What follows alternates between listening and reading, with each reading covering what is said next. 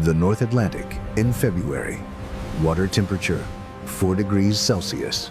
A longship 30 meters from bow to stern, carrying 42 men across open ocean toward Iceland.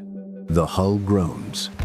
A plank, weakened by months of salt stress and ice expansion, separates from the keel with a sound like splitting bone. Seawater surges through the gap. Within minutes, the lower deck is flooded. Within an hour, the vessel will be gone, and every man aboard knows a brutal truth. In water this cold, a human being loses consciousness in 15 minutes. Death follows in 30. Yet somehow, the saga's record survivors.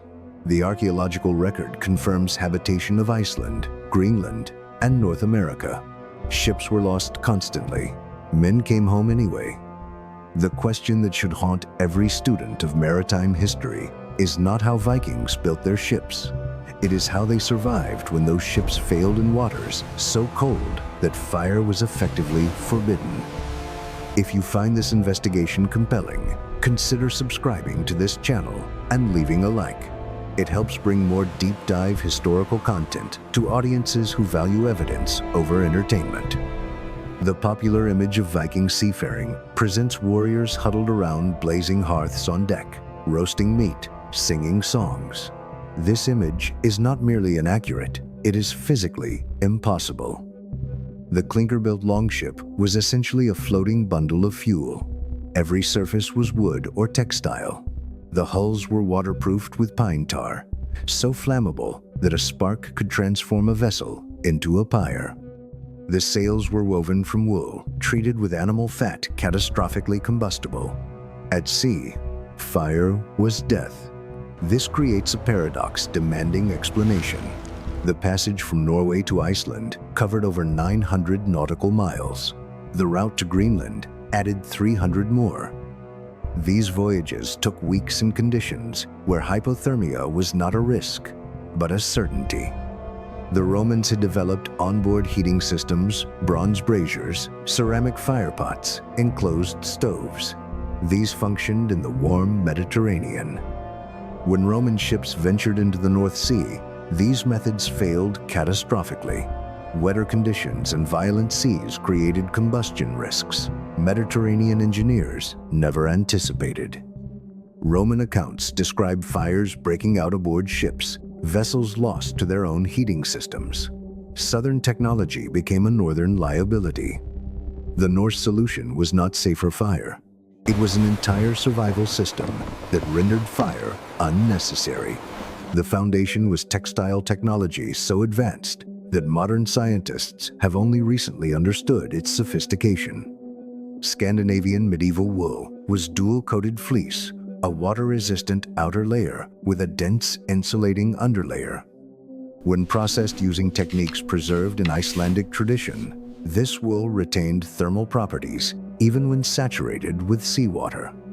The key was lanolin, natural sheep oil that Norse weavers deliberately preserved. High lanolin wool does not absorb water into fiber structure. It holds water between fibers, where it can be squeezed out while fibers remain functionally dry. Archaeological finds from the Oseberg ship burial reveal woolen garments of extraordinary complexity. Some pieces show multiple weave densities layered together, creating graduated insulation that trapped air while allowing moisture vapor to escape. These are not primitive wrappings, they are engineered thermal systems. In 2007, researchers from the University of Copenhagen reconstructed a Norse layered clothing system using period-accurate materials. They subjected test subjects to water immersion at North Atlantic temperatures. Core body temperature remained stable for over 2 hours, not because garments prevented heat loss entirely, but because they slowed it to rates the body could compensate through metabolic heat production. This metabolic capacity was the second survival element. The caloric requirements of a Norse seafarer were staggering. Archaeological analysis reveals a diet engineered for thermal survival. Dried fish, smoked meat, fermented dairy, rendered fat, and dense, unleavened breads provided sustained caloric release without cooking. Daily provisions might exceed 4,000 calories. This was not gluttony. It was fuel for the metabolic furnace, keeping men alive. The foods themselves were selected for cold consumption. Fermented shark hakal is often dismissed as culinary eccentricity.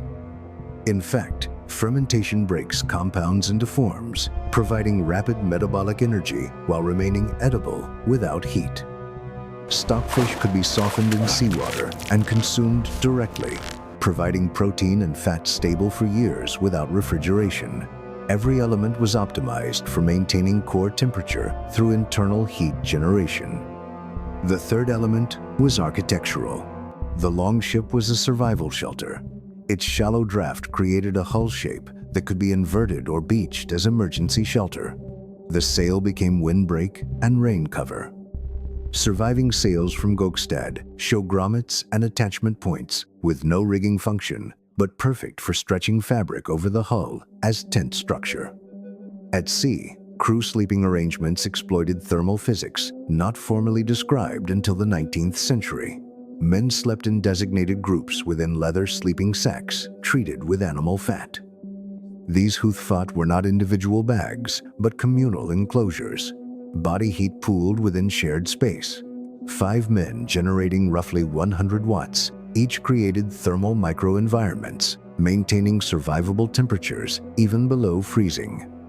The social structure mess groups, rotating watch duties, shared sleeping was thermal engineering in human form. Ship layout channeled airflow, minimizing convective heat loss. Overlapping plank construction created wind barriers, but gaps between planks varied throughout the vessel.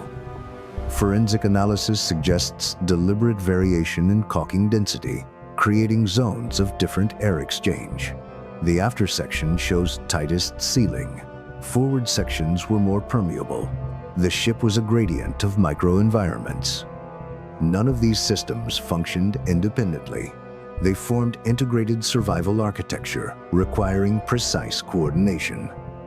Rotation of sleeping groups, food distribution, maintenance of dry reserve clothing, timing of sail deployment, all demanded organizational sophistication, contradicting assumptions about Viking culture as anarchic.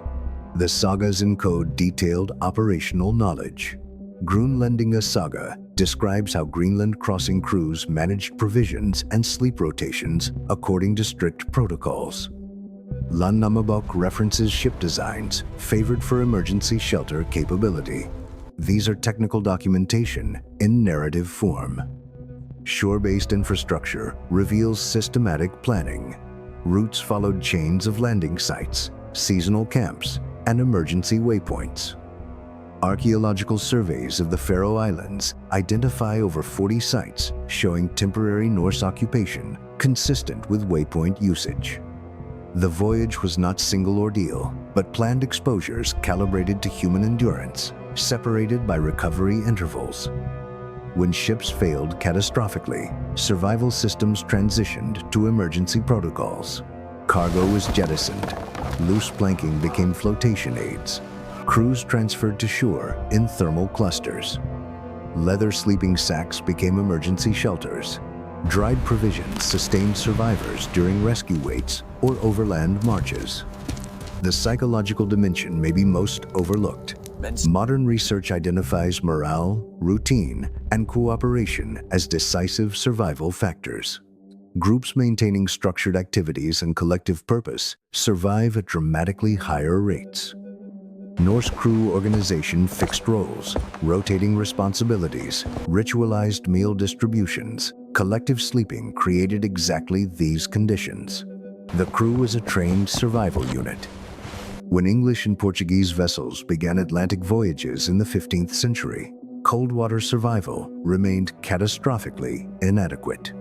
Accounts from Newfoundland fisheries and Arctic explorations describe mortality rates familiar to Roman admirals 1,000 years earlier. Fire remained central to European thermal strategy. When fire became impossible, men died. The Norse system was lost. Sheep breeds producing dual-coated fleece were crossbred. Weaving techniques preserving lanolin were replaced. Communal sleeping systems, caloric loading protocols, sail shelter designs all faded from memory. Later Europeans ventured into the same waters without accumulated Norse knowledge.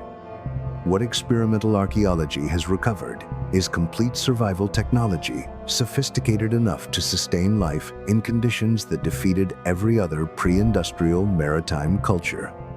These men were trained specialists, operating within a system addressing nutrition, textiles, architecture, thermal physics, and group psychology as unified discipline.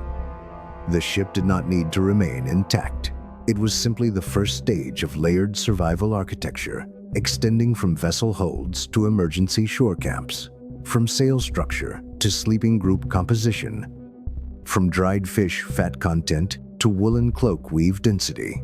When hulls failed, the system continued. When masts fell, the system adapted. When men entered the water, the system gave them additional minutes that translated into survival. The evidence lies scattered across the North Atlantic. Textile fragments from permafrost burials, food residues from shipwrecks, saga passages dismissed as exaggeration. The evidence was always there. We lacked the framework to understand it. The Vikings who faced catastrophe in freezing seas survived because they had spent centuries engineering comprehensive systems, anticipating failure. They understood principles of thermal management, metabolic heat production, and group survival 500 years before the scientific revolution. They were the most sophisticated cold water mariners the pre-industrial world ever produced. And when their ships exploded in freezing seas, they were ready.